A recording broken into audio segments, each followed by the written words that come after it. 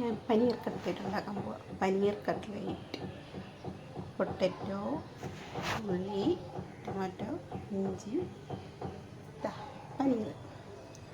Paneer cutlet. നീണ്ട കയ്യാപ്പിൽ മുളക് പൊടി എല്ലാം ചേർക്കുന്നതിന്. അപ്പോൾ വരി കൂട്ടുകാരി, നമുക്ക് കട്ട്ലേറ്റ് ഉണ്ടാക്കാൻ പോവാം.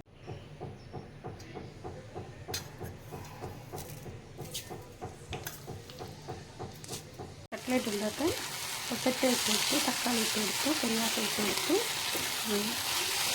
എല്ലാം കൂടിയിട്ട് ഈ പനീറും കൂടി ഇട്ട് കൊടുക്കണം. മസാല എല്ലാം ഇട്ട് കൊടുക്കണം. മസാലപ്പൊടികളെല്ലാം ഇട്ട് കൊടുത്ത് ഗരം മസാല, മുളക് പൊടി, മഞ്ഞൾപ്പൊടി, പനീറും ഇട്ട് കൊടുക്കും.